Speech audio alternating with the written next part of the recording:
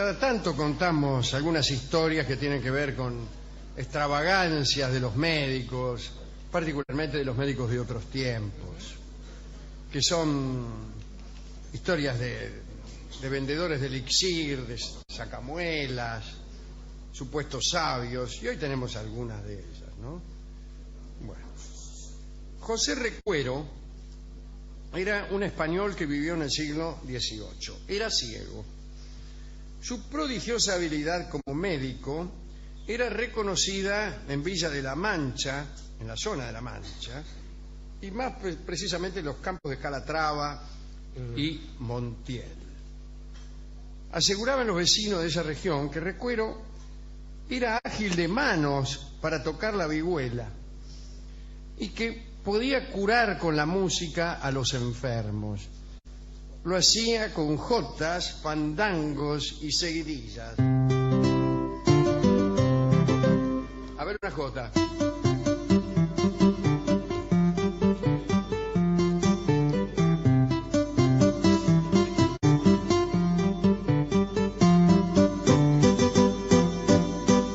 Y ahí viene la parte cantada de la jota.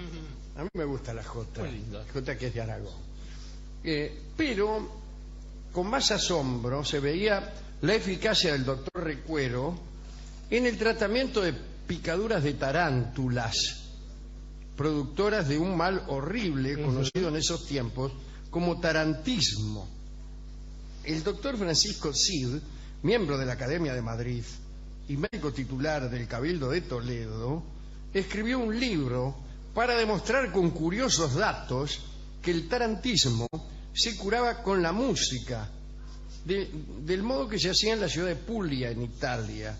En tal obra se decía que en La Mancha habían muerto muchos por no encontrar quien les tocase la tarantela, o por haber llegado tarde el que iba a tocársela. Este ciego, José Recuero, había viajado a Italia y se había instruido en todas las tarantelas que se tocaban en el país para curar a los picados españoles. Es lo que se llama un viaje de estudios medicinales. En febrero de 1783, el noble Manuel de Córdoba sufrió una picadura. Lo picó una araña, lo picó. Ya estaba en su última confesión el tipo, cuando se acercó don José Recuero. Dice la crónica que Recuero peló la viola y empezó con un fandango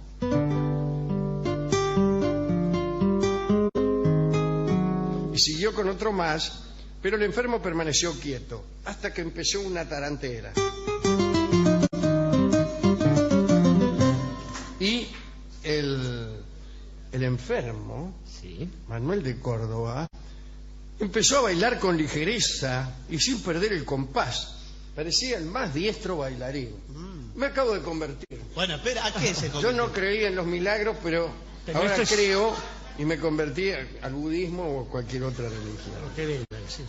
Bueno, los presentes se reían de ver bailar a un hombre al que jamás habían visto moverse con ninguna música. José Recuero hizo bailar al enfermo toda la tarde y el enfermo sanó. El método de Recuero fue famoso y muy solicitado, tanto que el rey Carlos III lo llamó cuando enfermó. Y el ciego Recuero tocó para el rey, pero fue en vano, porque al rey no lo había picado ninguna tarántula. Tanto es así que murió. Lástima que no lo había picado una tarántula, porque si no todavía tendríamos a Carlos III como rey de España. Un cirujano poco escrupuloso, esta es otra cosa, ¿no?, del siglo XVIII, pero esta vez en Francia, fue Jacques... Bollier.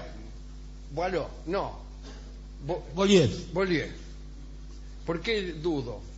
El señor le va a explicar. Duda porque en realidad esta conjunción de vocales hace que uno primero no pueda leer bien ahí. Sí.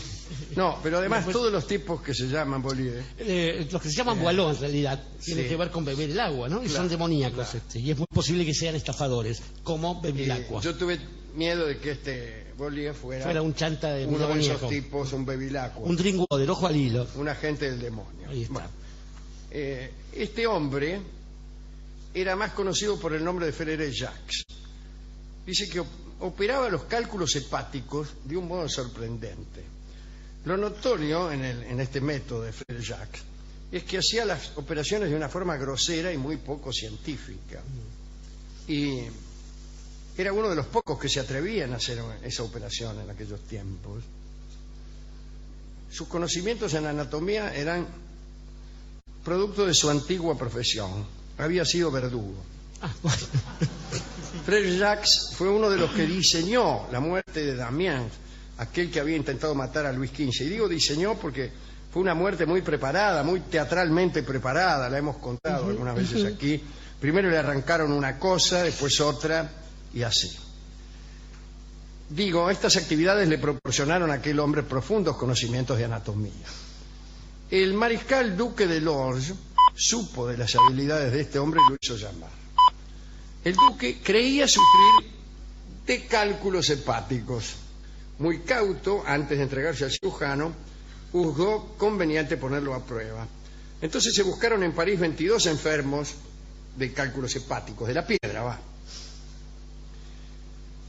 Estos 22 enfermos fueron llevados al palacio del duque y operados por Frère-Jacques ante los ojos de los médicos del rey. Estos médicos informaron que las operaciones habían sido efectuadas horriblemente, pero que todos los afectados se habían curado en pocas semanas. El duque de Lorge, hizo firmar a Frère-Jacques una nota en la que debía responder con su vida si algo salía mal. Es decir, si la operación sale mal, nos vamos juntos. Chao, sí.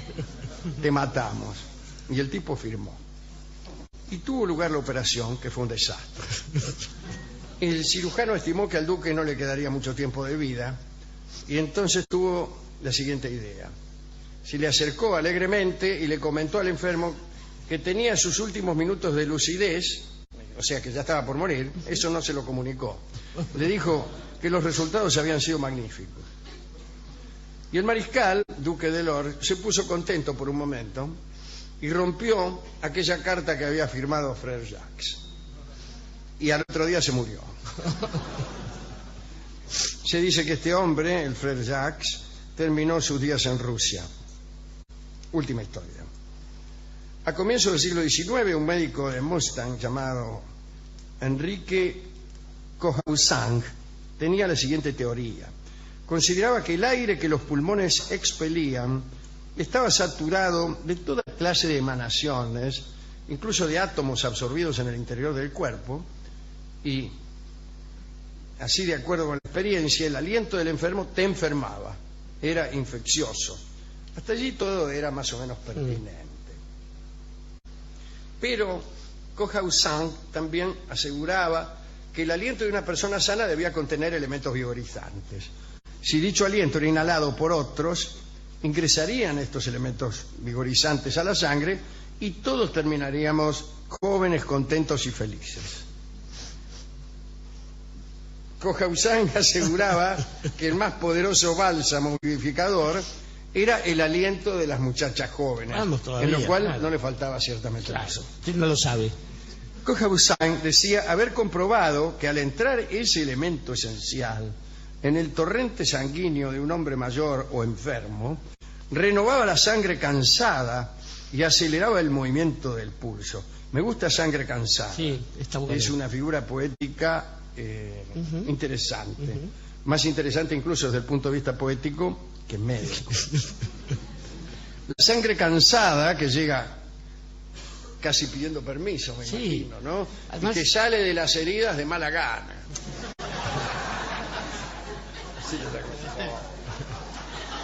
Es ética, claro. Bueno, el caso es que este hombre citaba textos antiguos para adornar su teoría acerca de sus aires rejuvenecedores. Me imagino yo habrá citado la Sulamnita y cómo la llamaron a compartir el lecho del viejo rey. Plinio, no se dice acá si el viejo o el joven, contaba que en el extremo más alejado de la India vivían hombres que carecían de boca. No comían ni bebían, pero se mantenían vigorosos oliendo.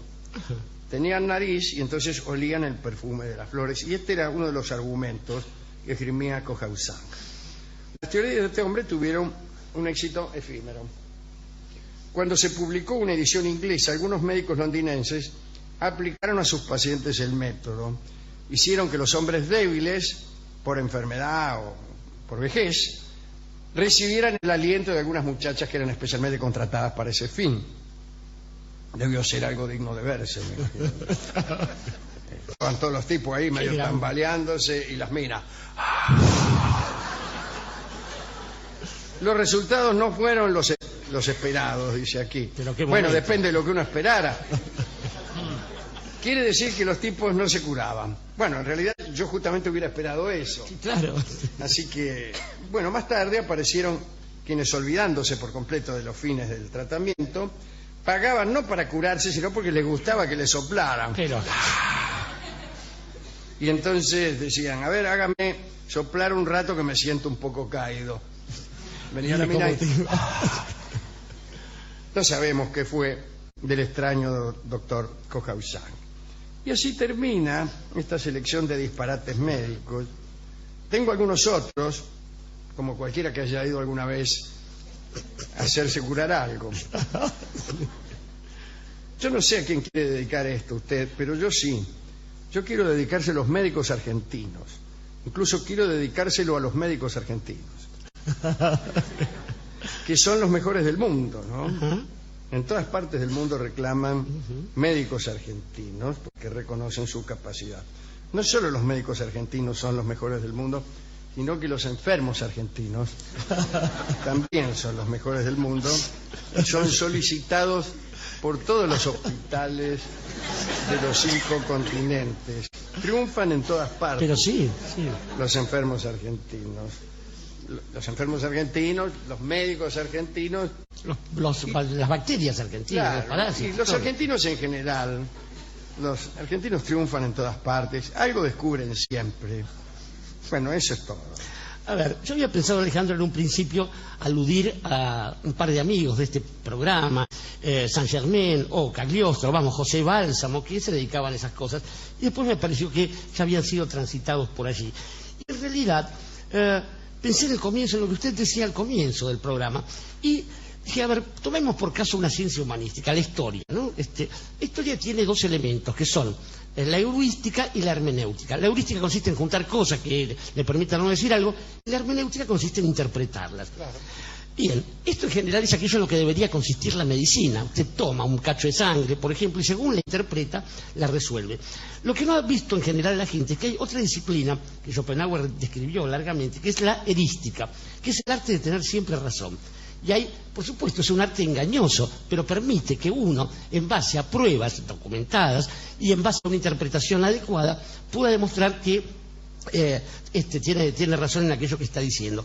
Esto, que en la historia apenas produce alguna conversión, en la medicina produce la muerte.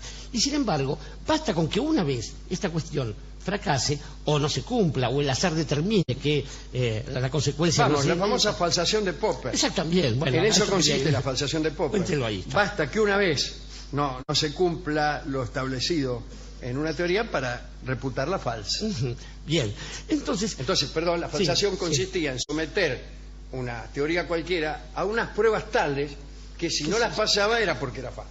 Claro. Bien, digo que en esto quizás consiste buena parte de lo que nos aqueja a los seres humanos, en terrenos tan disímiles como la política o el amor, muy especialmente, y que eso genera este mismo tipo de problemas que enfrentaron Jacques en su momento, José Recuero y todo el resto de los amigos, porque una persona que está partiendo de la base del no creer nunca aquello que se le está diciendo, va a encontrar siempre la famosa falsación en cuestión, y la persona que está dispuesta a creerlo no le va a hacer falta ninguna prueba, de modo tal que un tipo picado por una tarántula, por ejemplo, será visto como, por ejemplo, digo, con toda la gracia de lo que tiene, nada menos que un bailarín compadrito. Y bailarín compadrito es justamente el tango que en homenaje a José Recuero ha escrito el señor Buccino. Sin embargo, nada de esto aparece en la letra, para disimular. absolutamente enmascarada bajo los pliegues de otra historia, para evitar que se sepa la verdad. Como siempre. Escucharemos entonces a Horacio Molina en Bailarín Compadrito. Y atención, aquellos que hayan sido picados por una araña, de las que cunden, por cierto, en este lugar, Sí, en el piso. pueden ponerse a bailar al son de este tango y aparecerán curados inmediatamente, salvo que algún pequeño error se haya deslizado en los procedimientos del baile. Hablaremos hoy acerca del jainismo, la religión jaina, una de las más importantes de la India. Así que bueno, vamos a ver de qué se trata esto. Los jainistas decían que había que liberarse de la ronda infinita de renacimientos en la cual hasta los dioses estaban incluidos, ¿no? El ascenso a los cielos, lo mismo que el descenso a los infiernos, era solo un paseo efímero. Como resultado de una conducta meritoria, uno renacía como un dios entre los dioses. Como resultado de una mala conducta, se renacía entre las criaturas del infierno o como un animal entre las bestias. No había escapatoria de aquella perenne circulación. Los jainistas aseguraban que se continuaba girando siempre a través de las diferentes esferas de placeres sin importancia y de dolores insoportables, a menos que pudiera llegar uno a convertirse en un Tirthankara. Esto solo podía realizarse merced a un esfuerzo heroico por una larga y terrible prueba o serie de pruebas de austeridad y de autoabnegación. Digamos que los Tirthankara, o autores del cruce del río, eran aquellos que, libres, Rolón, de toda envoltura material, gracias a la meditación y las mortificaciones, conseguían estar al morir exentos de nacer de nuevo. Ser Tirthankara era la meta de los jainistas y la desgracia de quienes no creen en lo que creían ellos. Para algunos, dejar de ser al morir es una desgracia. Es la nada, es la aniquilación de la conciencia, y para el hombre occidental, el peor de los castigos. Casi la certeza de que uno lo conseguirá. En cambio, para el jainista era el objetivo a lograr, y algo que casi nadie lograba, porque ellos juzgaban que renacer era un castigo. Bien, los Tirthankara conseguían estar más allá del suceso cósmico. Cuenta Swedenborg que se volvían trascendentes, limpios de temporalidad, omniscientes, almas aisladas y en absoluta paz.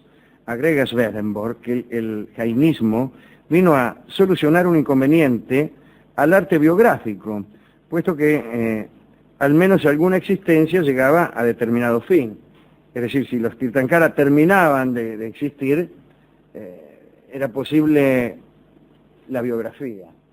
Para el creyente hinduista, para el que cree en las continuas reencarnaciones, ninguna biografía está completa y entonces no se puede conocer el sentido de una vida. Desde luego, contar cómo usted cruzó la calle y compró un paquete de caramelos no es su biografía, sino un momento de su vida. Si no contamos todo lo que le pasó a usted, ya no es una biografía.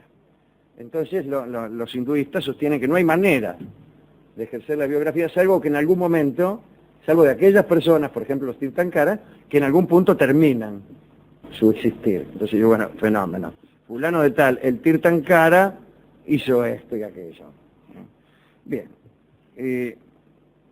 Era trabajoso, dice lo mismo que yo, el cronista, biografiar a los habitantes de la India entre tanta reencarnación y reencarnación, ¿no? Gente que no la terminaba nunca. Los historiadores occidentales consideran que Brahmana Mahavira, contemporáneo de Buda, fue el fundador del jainismo. Pero los jaina estiman que Brahmana no fue el primero de una larga serie de Tirthankaras cuyo número es de 24. Solo 24 personas consiguieron salirse tras la última muerte del eterno retorno. Dicen los jainistas que a los Tirthankara los define la indiferencia. Su mejor virtud es la indiferencia. No los conmueve ninguna plegaria, ningún acto de devoción. Tampoco descienden de los cielos en ayuda de nadie. Son inconmovibles. Método, atención amigos, para ser un Tirthankara. Seguramente entre los oyentes, amigos, habrá surgido el deseo de ser un Tirthankara. Seguramente su marido, señora, es una contradicción, estará ¿no? diciendo, yo quiero ser un Tirthankara, si solo 24 fueron, ¿por qué no puedo ser yo? Bien. Atención, según el pesimismo de los jaina, todo pensamiento y todo acto ocasiona una acumulación de gérmenes que tiñen una esfera sutil o la mónada vital que se aloja en el cuerpo. La mónada vital era en su estado original un cristal inmaculado y perfectamente transparente que se oscurecía si uno realizaba un acto humano, un acto malo. Es decir, que creían estos tipos que estamos rodeados de algo así como un vidrio, un aura, ¿cómo quiere llamarle usted? Está bien, aura me gusta. Bien. Y que cuando uno realiza un acto malo, ese vidrio, ese aura, como usted quiera llamarlo, se oscurece. Atención. Algo así como el retrato de Dorian Gray. Algo así. Sin embargo, los actos virtuosos le dan al cristal un tono blanquecino o amarillo. Y los pecados capitales producen manchas azules o negras. Según la concepción jaina, el peor delito que se puede cometer es el de matar o herir a otro ser vivo. No solamente una persona, sino cualquier ser vivo. Toda vez que el ser vivo forma parte de esta inmensa circulación de reencarnaciones y méritos y deméritos. No dañar era entonces la primera regla jaina de virtud. Ahora bien, las esferas sutiles, o sea, el aura ese que dice usted, de por ejemplo los carniceros, los cazadores o los guerreros, estaban pero recontra manchadas de colores oscuros que les impedían eludir el infierno y eludir desde luego los padecimientos de la eterna reencarnación. En verdad, muy pocos conseguían dotar a la esfera esta sutil de la transparencia necesaria para ser uno un Tirthankara. Dice el cronista que los más esmerados, los mejores, apenas si lograban unos pálidos amarillos, pero nada de transparencias. Para llevar a esta esfera sutil a su estado virtuoso había que cerrar todas las puertas por donde pudieran entrar aquellos gérmenes teñidores de los malos actos. Y para eso hacían cosas increíbles. Damos algunos ejemplos. Para no matar a ningún ser viviente, se tapaban la boca con unas gasas, no fuera cosa de que aspirasen accidentalmente algún insecto o algún bicho cualquiera. Para cuidarse de lo mismo utilizaban unos coladores para el agua, no fueran a tragarse, andá a saber qué. Cuando salían a caminar los monjes jaina, barrían el camino con unas escobitas a fin de no pisar ninguna pequeña criatura viva. No debían tampoco montar a ningún animal. Eran vegetarianos. Si por casualidad ingerían un pedazo de carne al tragar la comida que recibían en sus escudillas cuando salían a manguear, suponían que su esfera sutil quedaba automáticamente manchada por un río oscuro, si se tragaban un cacho de carne. A veces por casualidad, por ahí iban a mendigar a una casa, decían, tome buen hombre, esta escudilla de arroz es para usted. Y por ahí la vieja, que no era jainita, sino anda a saber qué, Le había encajado le habían encajado unos pedazos de chorizo o algo así, y el tipo sin querer se comía un pedazo de chorizo y se iba al infierno. Todo por culpa de la vieja. Sí. Una gran 7. O sea, comerte una empanada ya te condenaba a 7 infiernos uno atrás del otro. Otro detalle, las relaciones sexuales les estaban prohibidas. Imagínense una vida sin empanadas y sin relaciones sexuales. Era una vida un poco anodina. Los monjes jainas se consagraban a las sesis en ermitas solitarias. Dormían en el suelo y no hablaban. Claro, ¿de qué iban a hablar?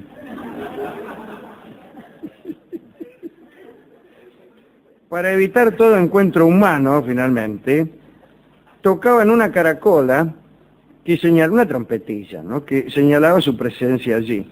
Quienes escuchaban la trompeta respetaban la señal y agarraban para el otro lado. Algunos jaina, los de la secta Digambara, decían, qué parecido que es, insisto, el idioma de la India al italiano. Digambara es un tano, es un apellido, el señor Renato Digambara. Sin embargo, era una secta de los jaina, que se vestían despacio. Querían decir que andaban completamente desnudos, ¿eh? Ajá. Como decíamos ayer, hablando del juego de los aztecas. La mayoría se cubría con cortezas blandas, entonces no andaban desnudos, señor. Momento, una corteza blanda ya es algo. Sí. Mucho más tarde empezaron a usar unas mantas blancas ya, ¿no? Había una burocracia para llegar a ser un monje jaina y participar de estas mortificaciones que hemos señalado. Se aceptaba sin distinción a hombres de cualquier casta. Los escritos jaina excluían, sin embargo, a los siguientes postulantes. Atención, señores, están excluidos los niños, los eunucos, los tristes, los enfermos, los ladrones, los enemigos del rey, los locos, los ciegos, los esclavos, los deudores, los estropeados y las mujeres jóvenes y las embarazadas. Así casi nada. ¿Quién quedó? Una ceremonia solemne señalaba el momento del renunciamiento al mundo. Tenía que llevarse a cabo un día fasto, designado por los astrólogos, naturalmente, ¿no? Un barbero rapaba al futuro monje y le pegaban una enjuagada y después lo ungían. Así que salía bien enjuagado y bien ungido. Y tras el baño lo instruían de los principales deberes, algunos de los cuales son precisamente los que acabamos de contar. Eso es todo lo que teníamos que decirle a ustedes, queridos amigos, que están deseando convertirse en monjes jaina, para ver si devienen Tirthankara, aquellos autores del cruce del río, aquellos a los que nada perturba ni conmueve, aquellos que han dejado de reencarnar y de ser para no ser, y si no son, pues entonces cómo se van a conmover, cómo van a cumplir con nuestras peticiones. Bueno, así es la vida del hinduista. Si usted se acerca al hinduismo con espíritu cínico, la va a pasar muy mal. Digo yo, después de haber ejercido el cinismo durante los últimos 20 minutos. Pero bueno es decir que el cinismo invalida cualquier actitud mística y cualquier poesía.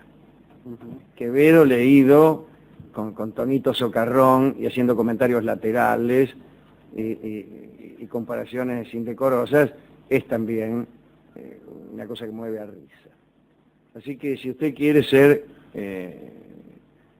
jainita, o peor todavía, Tirthankara, querido señor que escucha, lo primero que tiene que hacer es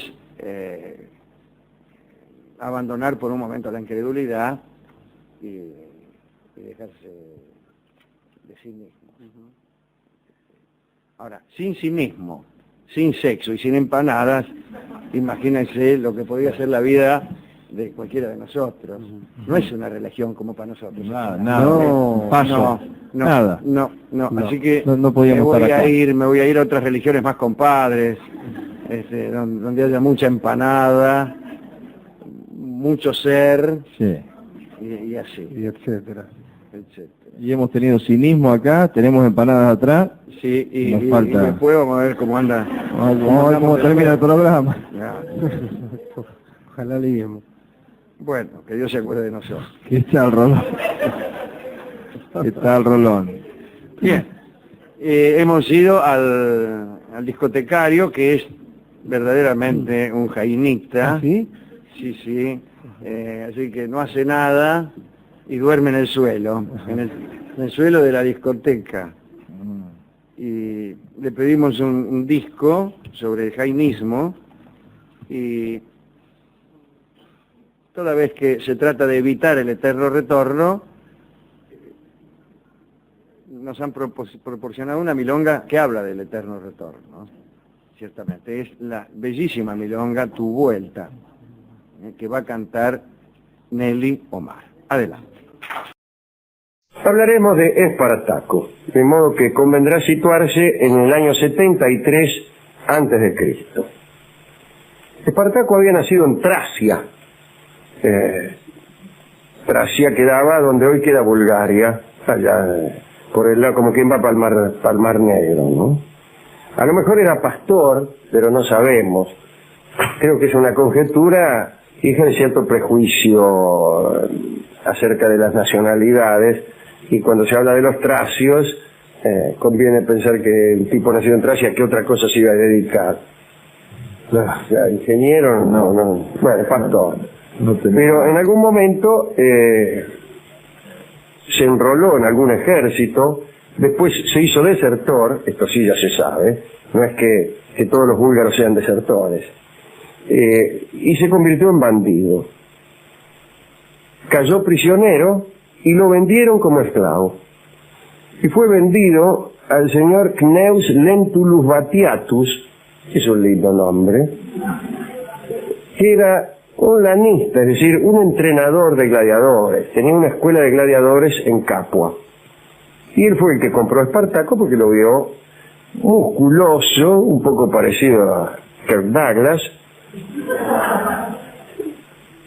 y dijo: lindo para mi escuela de gladiadores en Capua. Ahora, ¿qué es una escuela de gladiadores?, se preguntarán ustedes. Bueno, ya se sabe que era los juegos donde participaban gladiadores era una pasión en Roma.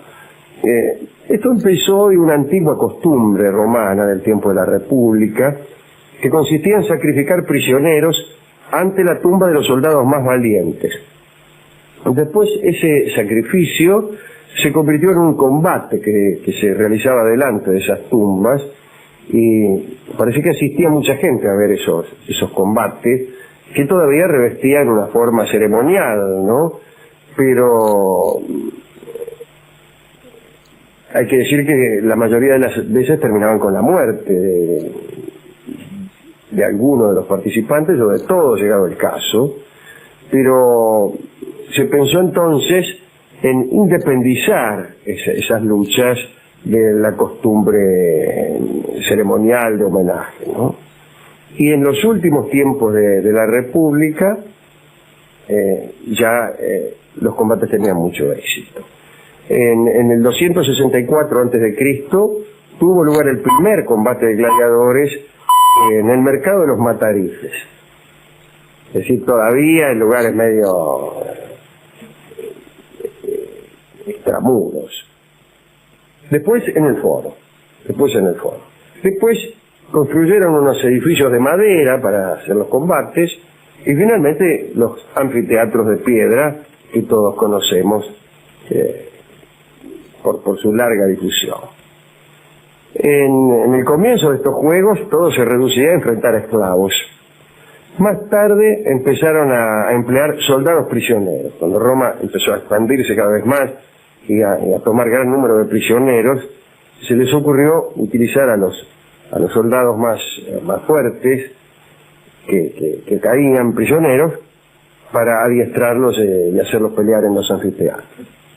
Y finalmente se pensó en preparar esclavos seleccionados para convertirlos ya en gladiadores perfectos, con entrenamiento, con escuela, con largos años de dedicación y alimentación especial, etc. Y así nacieron las escuelas. Se parecían a un cuartel o a un colegio de atletas, pero también a una cárcel, porque si usted dejaba la puerta abierta, los gladiadores se las tomaban, eran esclavos, ¿no? En realidad vivían bien, dormían bien, comían hasta el hartazgo, cada tanto los dejaban tener trato con prostitutas, y al lado de la miseria que solía haber fuera, era casi una buena vida, pero claro, era una vida que estaba en riesgo todo el tiempo. Cuando iban al anfiteatro, luchaban a muerte. Y más tarde o más temprano alguien te mataba. Alguien ha calculado que nadie sobrevivía más de 3 años en la escuela. Hay un libro, la revuelta de los gladiadores, no me acuerdo quién era el autor, donde se calculaba eso, ¿no?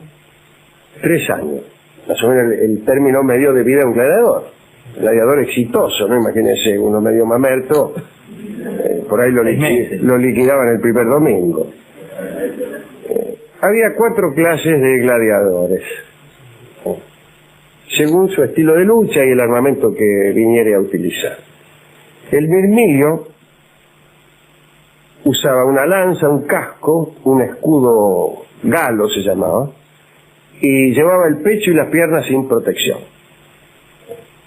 Estaba el tracio, justamente, el trax, que llevaba espada y lanza, y coraza y canilleras, no canilleras prócer, sino unas canilleras que impedían las heridas en las piernas. Estaba el reciario, el retiarius, por la red, el que llevaba la red y el tridente. Eso es una forma de lucha muy, muy extraña. Y el samnes, que llevaba escudo y espada recta. Espartaco es mirmilio, peleaba con lanza. Parece que era muy fuerte, era famoso por sus victorias, la gente lo aclamaba. Un día parece que llegó una prostituta que también era de Tracia, una de las prostitutas que cada tanto visitaban la escuela, era de Tracia y hablaron ambos, soñaron, y quizá allí Espartaco empezó a pensar en la libertad. Empezó a hablar con algunos de sus compañeros y les propuso huir, abandonar Italia y encontrar un país libre. El lanista, Gnaeus Lentulus Batiatus, sospechó algo de esto, ¿no? Y escondió las armas y redobló las precauciones. El caso es que Espartaco siguió chamullando a los gladiadores, a los compañeros. Che, ¿qué te parece si salimos por ahí, huimos de esta escuela y nos hacemos hombres libres? Bien. Del total de 200 gladiadores que trabajaban o que estaban prisioneros de allí, 130 no le hicieron caso, solo 70 lo siguieron, ¿no? Espartaco se dedicó a partir de eso a adormecer las sospechas de Batiatus, vas a saber de qué manera. Pero Espartaco supo que Batiatus sospechaba y entonces se quedó un largo tiempo sin hacer nada hasta que conjeturó que Batiatus ya se había tranquilizado. Bueno, el caso es que se rajaron. Una noche se rajaron, imagínense cómo, qué sé yo. No sé. ¿La señorita también con los 70? Probablemente. Asaltaron un carro con armas. La señorita estaba fuera de la escuela, era una prostituta libre y probablemente hubieran quedado encontrados en la esquina. Asaltaron un carro con armas y bueno, se armaron, eran 70. Les mandaron a los legionarios, a los primeros legionarios que vieron por ahí, y Espartaco los venció. Y entonces la reacción en Capua fue violenta, ¿no? Cayeron en la cuenta de que tenían que vérselas con un grupo pequeño pero muy sólido. Eran tipos muy fuertes, estaban acostumbrados a luchar, probablemente estaban bastante mejor entrenados que los legionarios, al menos que esos legionarios de provincia. El caso es que los 130 reticentes, los que no habían querido participar de la fuga, al enterarse del éxito de Espartaco, también se fugaron, al mando de Crixos, otro esclavo que se hizo líder de los que primero no habían agarrado viaje, y se escaparon. Ahora bien, el propretor Claudio Glaber juntó 3.000 soldados. Bueno, vamos a ver si enfrentamos a estos 200. Espartaco huyó y se refugió en el interior del cráter del Vesubio. Por suerte se trataba del año 73 a.C., porque si hubiera sido en el año 79 después de Cristo,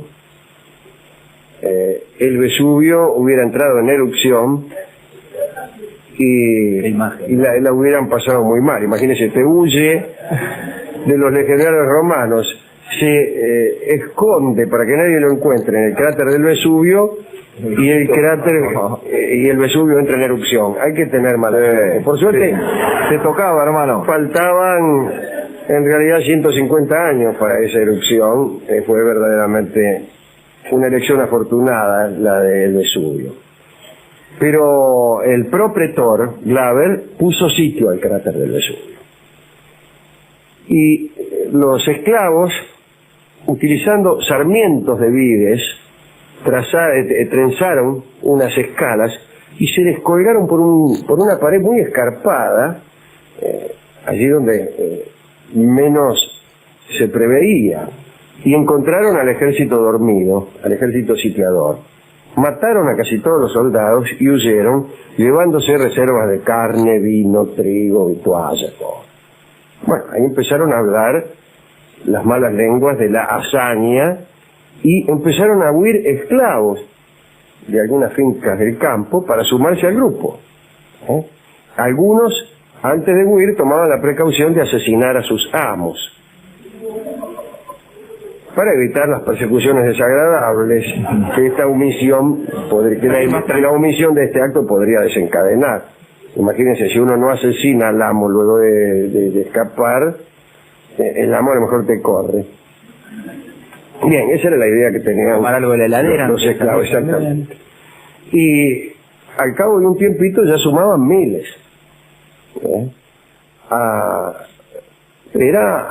Era muy raro el grupo, se hablaban allí todas las lenguas. Imagínense que la mayoría de los esclavos eran antiguos prisioneros de guerra, así que había gente de todo el mundo.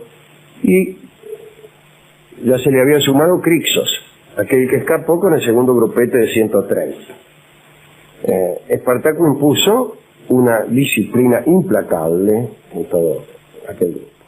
El Senado romano se enteró de estas andanzas y se conmovió. Pero sin embargo no querían mandarle a un jefe demasiado capaz. Siempre el Senado de Roma tenía miedo a la gloria de algún general afortunado. Y entonces algunas empresas mandaban un mediocre para evitar el peligro, qué sé yo, de los dictadores. Y pusieron al pretor Varinius, que era más o menos. Varinius entonces empezó a tomar posiciones allí entre Pompeya y Herculano, justamente las dos ciudades que fueron sepultadas por el Vesubio mucho después. Y Espartaco los sorprendió mientras estaban ahí tomando posiciones y los venció en una batalla. Ahí se puso muy fulera la cosa porque llegó un punto en que los seguidores de Espartaco eran 50.000 y empezaba a conquistar alguna clase de simpatía entre los campesinos libres. Ahora bien, ¿qué pensaba Espartaco? ¿Cuál era el propósito político de Espartaco? Y probablemente no se lo había planteado. Él quería huir, era un país libre. Por ahí algunos de los que estaban con él tuvieron alguna idea de construcción de poder a partir de esa multitud, pero me parece que serían ideas muy rústicas. Que podía ser un grupo, aunque numerosísimo, de esclavos. Tomar el poder de Roma no podían. Enfrentar al poder tampoco. Obtener alguna clase de negociación tampoco. Era todo muy difícil. Bueno, Espartaco quiere huir. Crixos se opone, hay como una interna. Al final prevalece el criterio de Espartaco, que quería seguir hacia el norte, pensando que en el norte estaban otros países como las Galias, donde su destino podría ser mejor. Sigue con unos 30.000. Pero hace mucho frío, las legiones empiezan a perseguirlo, el general Clodianus lo alcanza, lo corre desde el sur. Mientras tanto, Arrius y Pubícola lo esperan en el norte, pero Espartaco los aplasta por turno, les gana. Incluso en un valle de los Abruzos, ya ebrio de victoria, llega a construir un circo él mismo, un circo de madera, una especie de pequeño coliseo, y allí hace luchar a los prisioneros romanos. A los romanos que ha tomado prisioneros los hace luchar como gladiadores. Y los gladiadores son esta vez el público. Y no queda, se ocupa Espartaco de que no quede ni un solo romano vivo. Hay otra batalla en Módena y Espartaco triunfa frente al general Casio Longino, y otra vez se engrosa el grupo de sus seguidores. Llegan a ser 120.000, pero ya son demasiados porque empiezan los problemas de abastecimiento y hay hambre. Espartaco sabe que él puede partir y puede huir, pero con su pequeño grupo, y no lo hace porque siente que ha contraído un compromiso con esa muchedumbre de esclavos huidos, de campesinos, de pobres que lo han empezado a seguir, y entonces regresa al sur, pudiendo escapar, pero no con los 120.000, No, los 70. con los 70 o acaso los 200. Pues entonces regresa. Allí entra a tallar un rico traficante de esclavos que se llamaba Craso, y que era el hombre más rico de Italia. Y él financia 10 legiones, ya era decir. Espartaco empieza a marchar hacia el sur, negocia con unos piratas para que a través del estrecho de Mesina los cruce a todos hasta Sicilia. Es decir, su plan es atravesar Italia. Esperan a los piratas en Regio. Y los piratas le dan mancada. Los piratas traicionan. Los dejan bloqueado en Regio. El que avisa, pirata. Exactamente. Está ahí él esperando, los piratas no llegan y él es sitiado y ya su situación se hace desesperada. Hay una entrevista entre Craso, que es un miserable, y Espartaco, y fracasa. Espartaco no quiere negociar con él. Está dispuesto a luchar y a morir. Después de todo era su oficio, ¿no? Espartaco incluso hasta llega a cruzar el cerco. Craso tiene miedo, se habla de hacer volver a Pompeyo para enfrentarlo, aún con el miedo que eso les producía, hasta que Craso ataca y triunfa. Las legiones de Craso derrotan a Espartaco. Lo derrotan en medio de una gran confusión, tal confusión que, por ejemplo, el cadáver de Espartaco no apareció jamás. Llega a Pompeyo y termina con las últimas bandas, con los últimos que se habían escapado. El Senado vota una ovación para Craso. Craso hace 6.000 prisioneros, y entre Capua y Roma, en el camino, en la vía, se levantan 6.000 cruces para festejar aquel triunfo. Crucifican a 6.000 esclavos, y esos 6.000 esclavos son alineados en todo el trayecto entre Capua y Roma. Y desde luego los esclavos siguieron sufriendo y soñando, quizá, con libertades que tardarían mucho en llegar. Esa es la historia de Espartaco, que muchos años después fue recogida por distintos escritores. Uno de ellos, Howard Fast, escribe una novela muy famosa que sirvió después para preparar el guión de la película, por lo menos la de Kirk Douglas. Pero además, en ese libro de Howard Fast, hay una frase que dice Espartaco en una de sus idas y vueltas. Y esta frase es: volveré y seré millones. Y esa frase es tomada después por Eva Perón para utilizarla en otro contexto.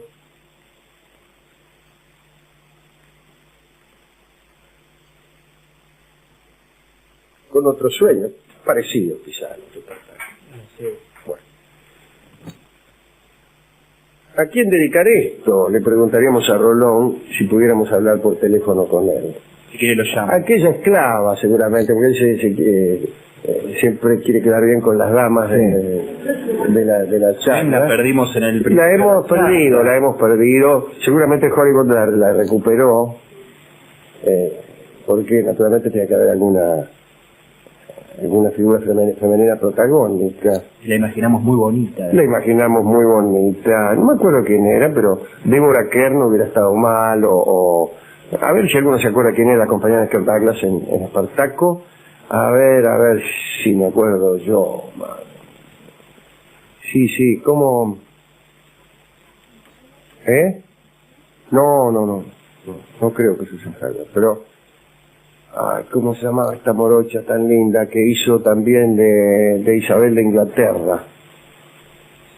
Ahora me voy a acordar. Me voy a acordar ahora. Bien. Hemos resuelto escuchar, para ilustrar esta pequeña recordación de estos esclavos que soñaban con ser libres, el tango que se llama Esclavo, que voy a confesar, va a ser cantado por mí, pero al menos va a estar acompañado por un trío de cámara, por un cuarteto de cámara, donde está Federico Mizrahi al piano, un cuarteto con Federico al piano, o sea que son 5. Sí, fue cuarteto de cuerdas y piano. Sí. Y ahí estaban el querido Oscar Gulace, y el pianista es Federico. Así que vamos a escuchar este tango Esclavo, que ha sido compuesto por Joaquín Mora, seguramente teniendo en la mente la imagen de Kirk Douglas. Adelante.